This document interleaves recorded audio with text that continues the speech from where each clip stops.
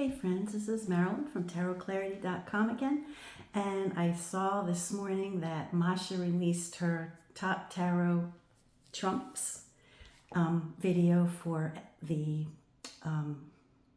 Empress, so I know it's okay for me to do my video on that topic. Now, I never watch Masha's first, or whenever somebody does a video challenge, I never watch theirs first because I don't want to be influenced. And I know Masha and I have many similar tarot decks. So I hope I haven't inadvertently copied any of hers. Now for today, I decided to source most of the decks that I've chosen, the Empress from, are decks that I've probably never shown on this channel, or if I have, I showed briefly, with the exception of one, and that would be the Anonymous Tarot of Paris, the Empress from this deck. I chose her because she's standing, she's assertive, and I guess I kind of appealed to that concept of a active woman, and it's probably because of my recent stepping into like true crime cases.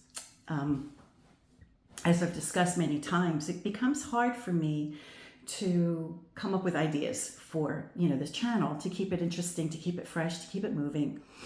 I mean, I'm on a moratorium. I can't continually buy decks like I once did, and there was no shortage of deck comparisons or showing a new deck.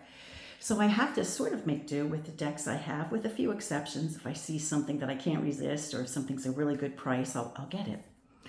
So in order to have topics for videos, I've delved into the true crime. Now before recent months, I used to do true crime from the past, things that happened long ago, so that it couldn't hurt anybody who was still alive, like what happened to Amelia Earhart or the Lindbergh. There may be some people who are part of their family who were alive, but they weren't alive at that time, so they have no skin in that game, But I'm noticing, of course, that a lot of the true crime cases that are current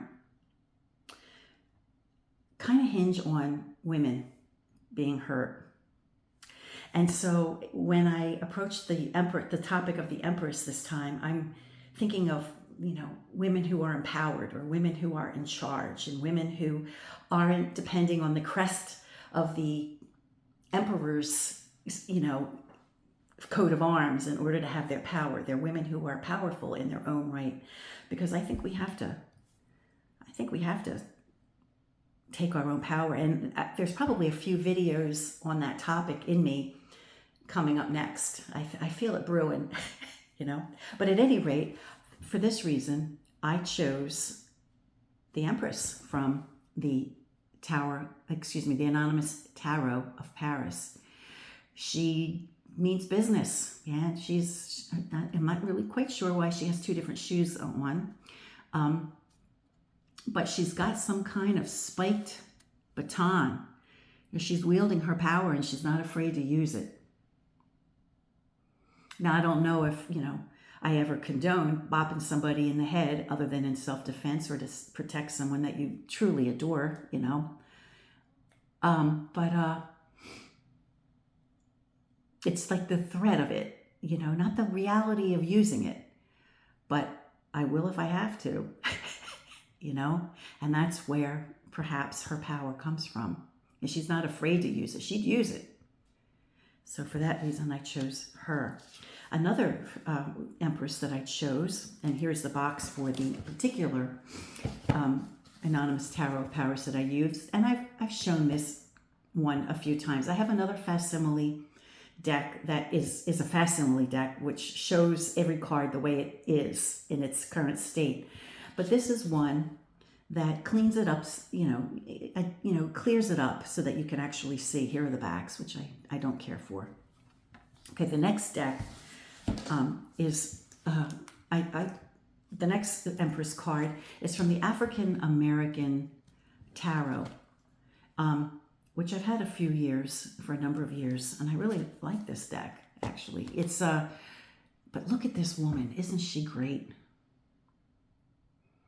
You know, she's a woman, confident in nature, which is how an aspect of the Empress that I think. I really think, when I think of the Empress, I think of the number 3, you know? I think of nature. I think of growth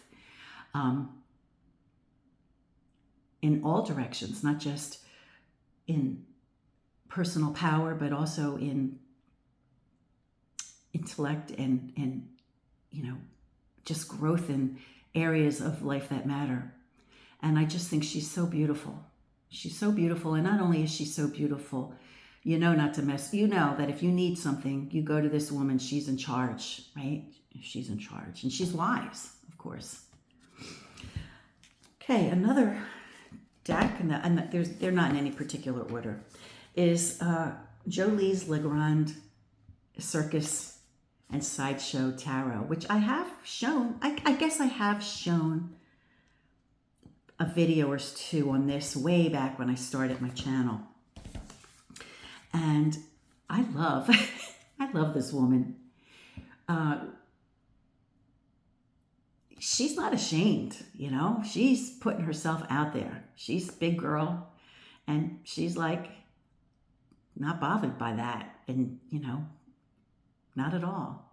She's fertile. We have a couple bunnies running around. We have this symbol to remind us. And here's the backs. She's just, I'd love to meet her. I'd love to meet her. You know, anybody in the circus who needs something, they go to her, right? The next deck is from the 5 Cent Tarot, which I think was something that I supported on like a Kickstarter kind of thing. Here's the box. And I like this Empress. Here's the backs, which I think I was able to choose whatever color I wanted or whatever. I chose this particular one because it's not readily recognizable as the Empress, you know, with her usual accoutrements of a scepter or a globe, which I don't, you know, with the exception of the Tarot of Paris so far having her scepter, these other women don't have those things. They just appear as they are, you know. And the Empress butterfly, you know, there's a butterfly called the Empress, is a suitable choice to describe this card. And she's got the berries underneath her that she may or may not have something to do with their cultivation and bringing abundance to the world. And she gets around, you know. She's a woman. She's a woman of the world for sure.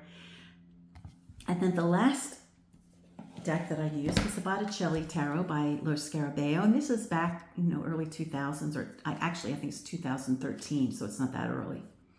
But, you know, Lo Scarabeo would put out these decks kind of imitating historic periods of time, but then they, you know, ended up giving them like Rider-Waite-Smith meanings for pips. So they tried, but here's the back. But I chose this woman because in the traditional sense of an Empress, you can recognize her, but again, she's not identified by the association with her husband. She's an Empress in her own right.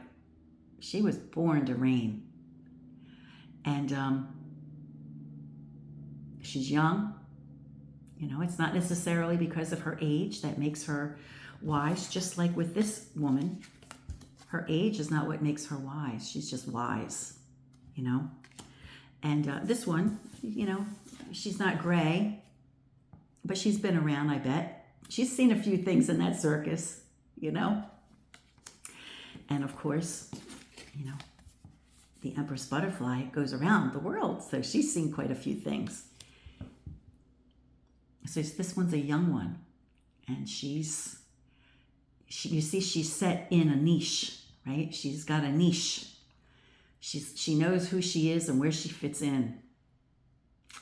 And so I just thought I'd show this. I probably wouldn't be showing 4 out of 5 of these decks typically, because they don't, you know, fall within the confines of historic tarot decks, but I still have them and I still like them. And from time to time I use them.